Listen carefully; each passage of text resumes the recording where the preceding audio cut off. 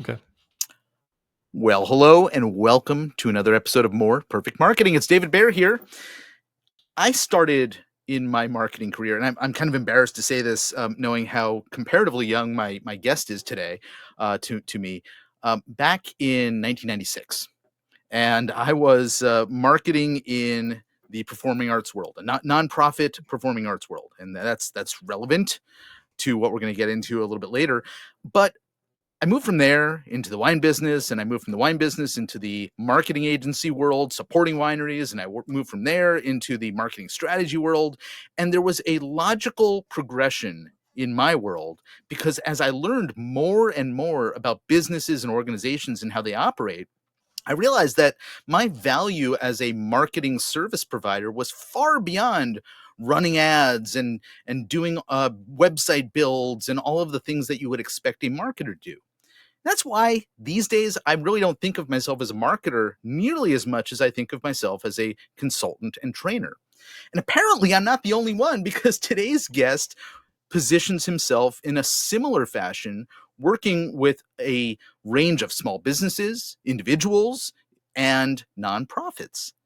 And that's what we're going to get into today with Jeremy Haselwood, who's joining me from Decatur, Georgia. Hey, Jeremy, welcome. David, man, that intro, I'm so hyped for this combo because you hit all the high notes. Performing arts, wine business, which I've never done, but I've seriously considered it. So we need to have a whole separate combo offline about that. I have so many questions. Oh, totally. Just so you know, there's wine that's not made from what is that horrible grape in your state that they make wine out of? Muscadine.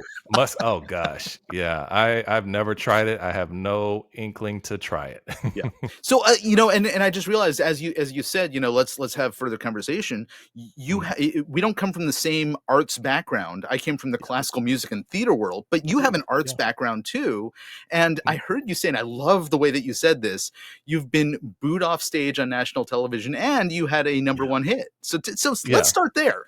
Well, and you know what? I said that in the video. This is on my homepage, and when I went back and watched the video, I was like, "Dang!" I said I had a number one hit. It was actually a top 100 hit, but Okay. tomatoes, tomatoes. But there is a big difference. I at least hit the charts.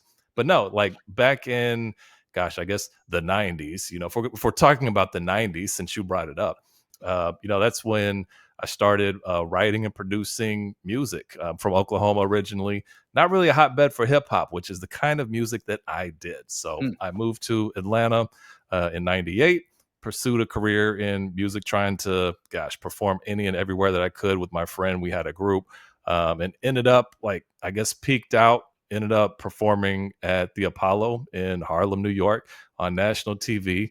Booed off stage, kind of like that's just what Did, did, happens. did, did they give you the hook? Do they still do that? No, they didn't do the hook, but we had the Sandman come down, the sirens came on, he was slamming the floor with his jacket and tap dancing everywhere, and, yeah, it went about as expected. It was a little soul crushing, but Yeah. also very proud at the same time. It was a big mix of emotions. I love it. I So, can hear the Showtime at the Apollo theme in my head yeah. as we speak. Yeah, So that yep, is pretty darn awesome. All right, well let's fast forward a little bit because obviously you're not doing that now. You've gotten no. into a very different line of work, and I Mhm. wonder if you can tell us a little bit about how you got from that stage on 125th Street to where you are these days.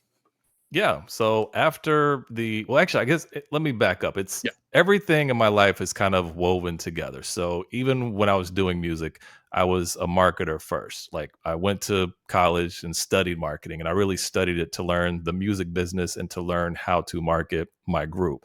So fast forwarding through the music industry, learning how to create content, i.e., songs and videos and posts on social media.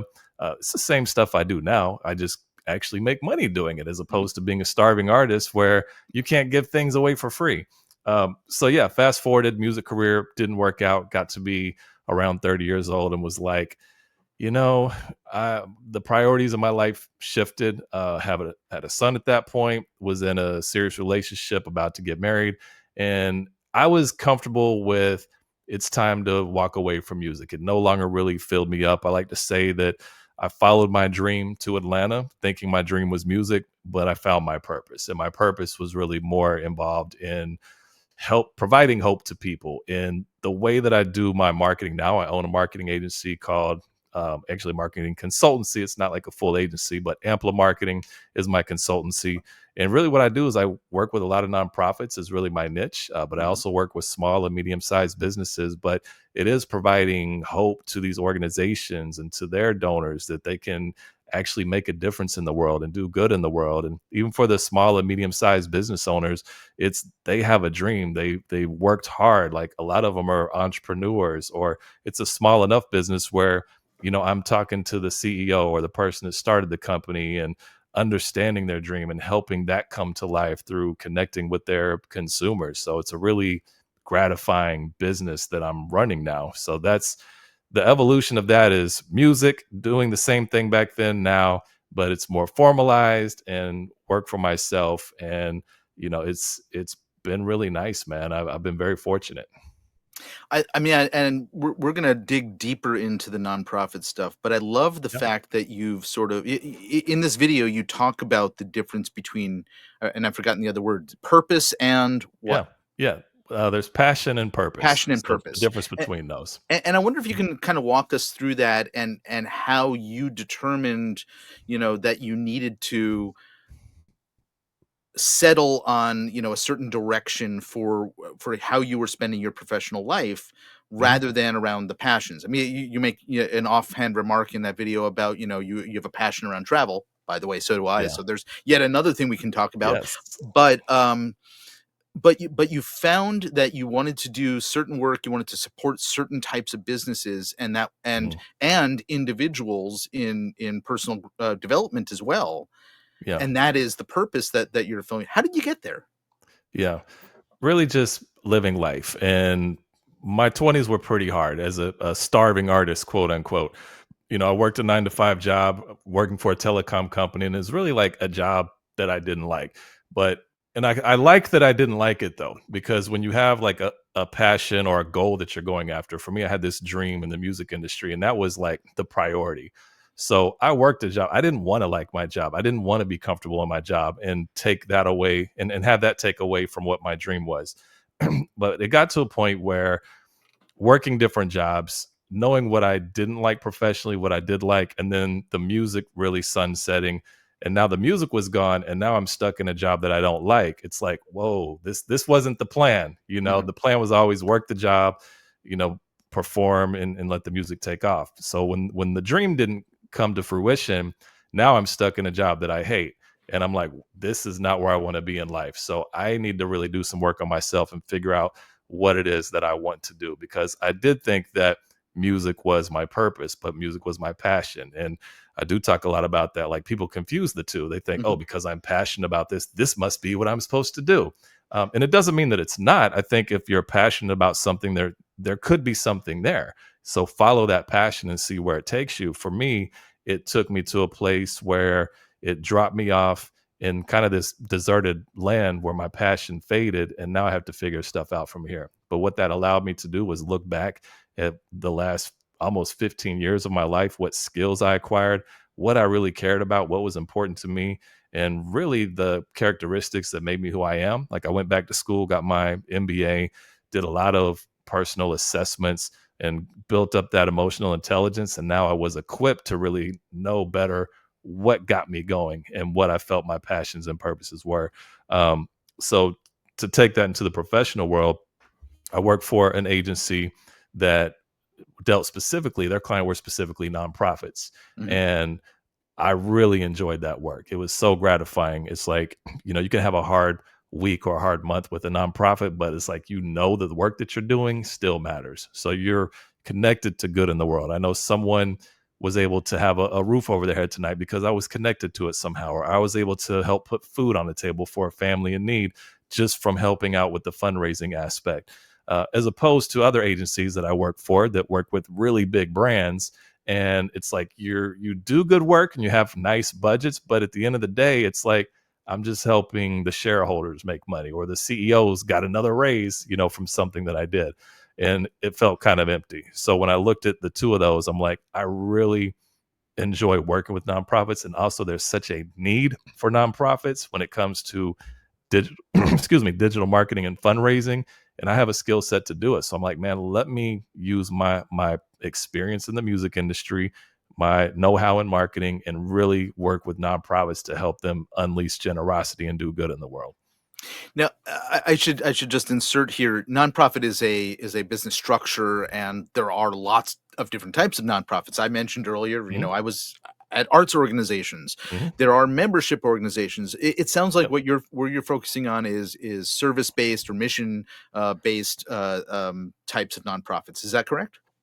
I work with a lot of different ones. I Yep. guess my depth of experience because of agencies that I work for were more on the maybe human services side, Mhm. but I've worked with animal care, I've worked with science research, I've worked with performing arts, I've worked with disability organizations. So really, kind of the breadth of them. It's just I guess I'm deeper and have more experience with specific human services organizations. Yeah. The the thing that I was thinking about as we were starting to, get ready to hit record was Mhm, about similarities and differences between business marketing and what nonprofits need to do. And I said, I'm sure you have opinions on that. And you said, "Oh, mhm. do I have a lot of opinions?" So I Yeah. guess let's sort of unpack a little bit of that in Yep. terms of like what what do we need to know if we're in nonprofit leadership about the Mhm. things that we should and shouldn't be thinking about, that that matter to us, that isn't, obvious? What is the big lesson that from your perspective nonprofit leaders need to be aware of in your world? Yeah, what I've experienced is that most and an overwhelming majority of nonprofits and leadership are very conservative with how they invest in fundraising. So, for example, it's like you can't run a nonprofit without money. You need money in order to not only pay salaries and pay for building and offices and supplies, but to actually do the work that your nonprofit is quote unquote in business for. But the lack of investment in nonprofits, it's because nonprofits love to talk about, your dollar out of $1, 80% of it goes to the services and only, 10-15% goes to overhead and only 1% goes to marketing and fundraising. And then like that limits the amount of impact that a nonprofit can make. So like let's not brag about how little we're putting into fundraising because to me it's like the less you put in there, the less impact that you can have as a nonprofit. So I would like to see more nonprofits take it from an approach more like a business. Mhm. Yes, you are limited in resources, and you typically do have less resources than a lot of businesses.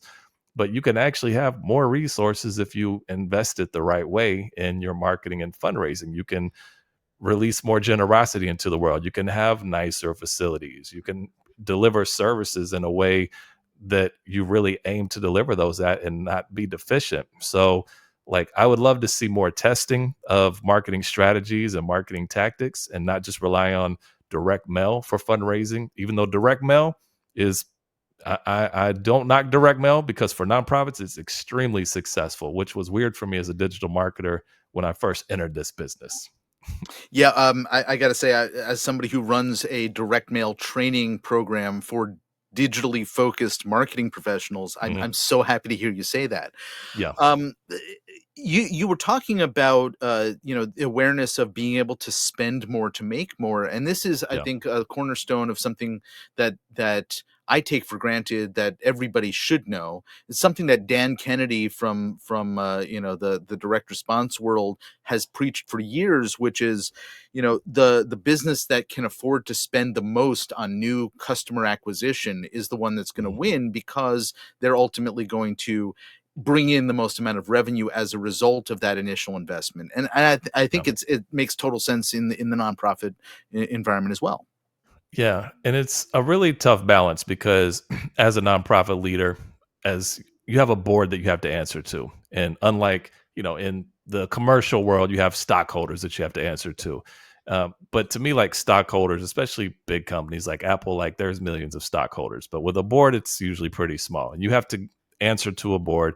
We spent this much amount of money, and with the nonprofits, and similar to the business world, the cost of acquisition you don't always make that back within 6 months or 12 months. It Mhm. can take 18 months to 2 years when you're doing like a donor acquisition campaign. And that's really hard to sell to a board because, similar to stockholders, it's like, hey, if you invest in this, we want to see a return. We want to see that those funds that you're raising are actually doing something. And you in some instances feel like a snake oil salesman, and you're like, just trust me, let us invest in digital, and you're going to see the money come in. And it's not going to come in the first 6 months or maybe a year, but just hang in there and it's going to come in. It's a really tough sell for a lot of nonprofits. And to me, the system is broken. Having been in that environment enough, I'll say that also boards can be made up of any number of different types of savvy or unsavvy business people, or Hmm. not Yeah. non-business people, right? And Hmm. therefore they may not be thinking about this approach the same way that a business leadership would necessarily think about it. And so there's that Yeah. extra challenge on behalf of either the executive director or the organization's leadership, or somebody like you who is coming in as an advisor, and Hmm. having to work through a lot of that can be challenging. So Yeah. that actually brings me to my question about how you transitioned from being a marketing service focused Hmm. entity, at Ampla, to Hmm.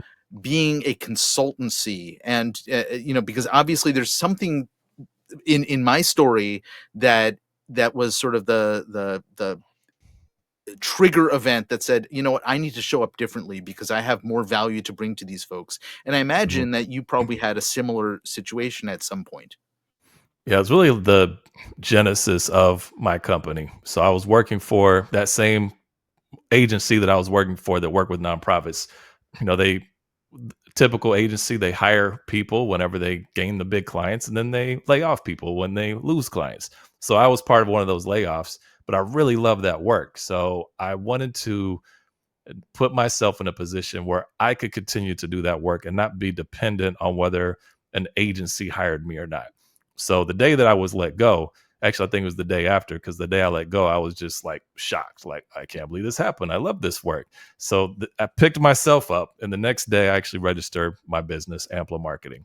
And from that point on, like it wasn't, and you probably know this, and there's entrepreneurs or business owners listening.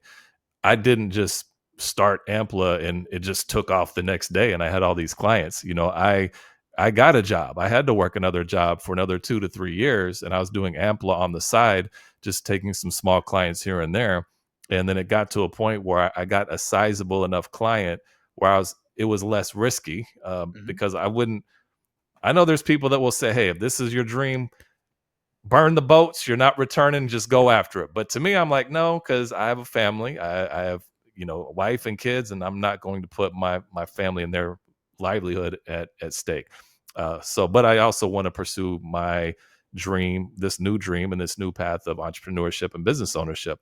So yeah, I worked a main job, and Ampla was a side gig until I got this client, and it was enough to have less risk for me. It was like, okay, this is a good foundational client, and had a conversation with my wife. She was very supportive, like, hey, this is your opportunity, like, go after it. So I was still nervous because I wasn't making what I was before, but I just kept on. And now that I was able to focus all of my time into Ampla and not a regular 9 to 5, I was able to market my company a little more, go out, meet people a little bit more, got another client. And then now I'm 10 years in, and my business has grown every year except for 2 years. So it's been kind of this amazing journey of just getting out there and having conversations and doing quality work. And to me, it's like, I don't do advertising. It's like 95% of my clients come through referrals, and Mhm. because people are like, hey, I heard you do this, or can you do this?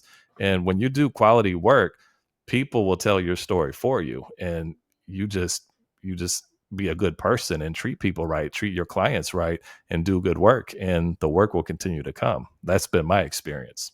Yeah, I love it. I want to circle back to the main point I asked in that question, which is the Yeah. consulting element of it, Hmm. right? That entered into the equation somewhere, and That I'm curious why. Like, Well, I was what? gonna say, from the Yeah. beginning though, like, it was marketing and consulting. Hmm. So I was doing some marketing, but I was also, it was kind of like one piece of my business was straight up like marketing, putting together campaigns, and then another piece was consulting. So really from the birth of the company, I was doing both of these. There wasn't necessarily a shift, unless you're talking about more not the business, but more the personal development piece. Like Well, that I that's guess that I more mean, recent. the question really is, why is there consulting as part of the offer in the first place? You came from 100% marketing services, Hmm. right? So Yeah. Yeah. what prompted you to say, "Oh, I need to add this element because Hmm. this is missing out there."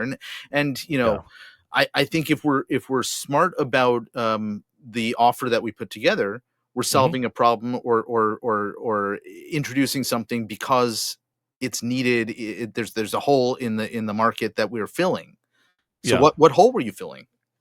Yeah, I think for me it was tying everything together. So there were email specialists and social media specialists and design specialists. Yeah. And my experience was with all of these. And you always hear like two approaches that you can take in business. It's like you're a generalist or you're a specialist. And you always hear like be a specialist because the riches are in the niches. That's Mhm. what people say. And there's certainly truth to that. There's a lot of money to be made in a niche. And I thought about that. Do I want to be a niche person or do I want to be a generalist? And I didn't want to be a niche person because, man, if you look back, and this is something that I had kind of this epiphany on, was when I started doing music and everything I did with that, like it's putting together this symphony. So, I was literally like writing lyrics, I'm producing the music, so I'm selecting the instruments, I'm playing the instruments, I'm mixing the records, so every single instrument and vocal, like I'm tweaking knobs to get it to sound just right. The levels are just right. And it doesn't stop there. Now that this product is done, it's mastered and we're marketing the music. So photographers, we need good photographers, we need images. What design is going to be on the album cover? What are the liner notes going to say? So even from the time I put out a cassette when I was 15 years old in high school. Mm. So when I look back on how my brain works, how I function, I'm not like a niche person. I'm like a, in a sense, big picture, but it's more like an orchestrator type of person. Like when it comes to marketing, it's like the same as writing a song or putting an album out. It's like, okay, I know we're going to need some email. I know we're going to need some social media posts. We know what this is going to say. And it's just bringing it all together, putting all the pieces together.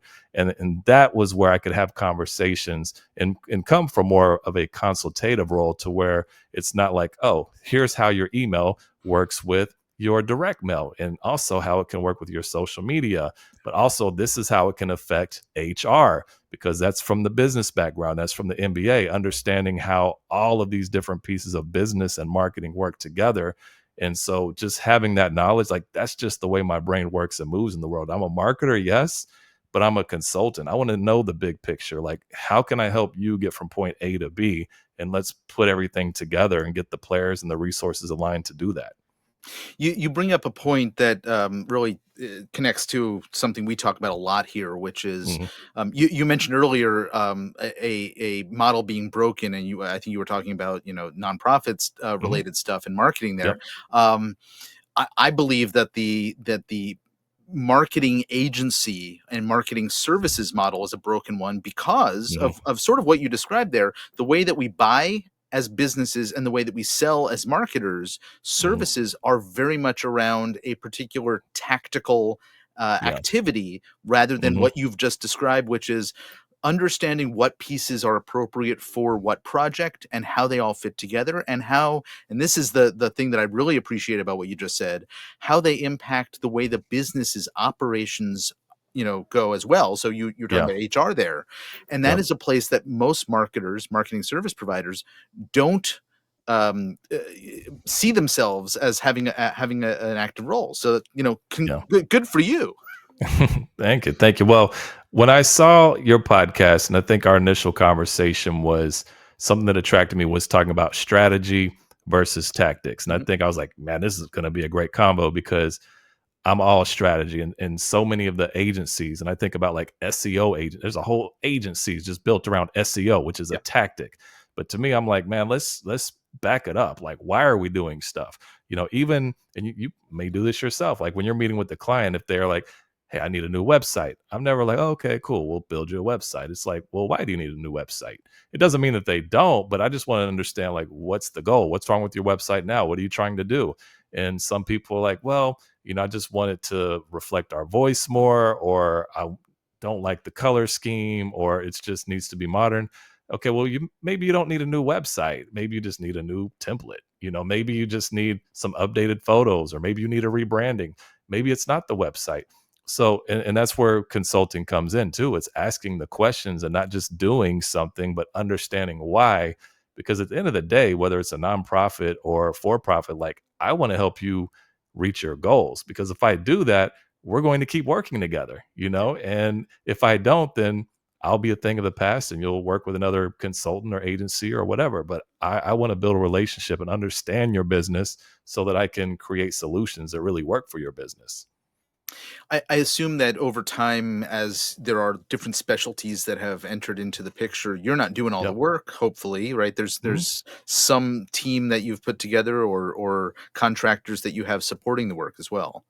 Yes, I do have a team, and depending on the scope of the project, because I also am very hands on and I know enough about each discipline, like, I can build an email, but if we have a lot of email work coming in, yeah, I'll get with a freelancer or something like that. Digital media, whether it's Google ads, Facebook ads, like, I've been doing those since they came out. I understand the ins and outs of them, and I can still do them. And sometimes I do. I'll set them up, and I'll have the person that works with me, who's a digital media specialist, like, there's just, like, part of me, I like to get my hands dirty, but I also like to, you know, for one, it's to make sure I still have those skills, and two, like, this is my name, it's my company. So if something isn't right, call it a trust issue if you want. I'll just put it on the table. Trust issue. I just need it to be right.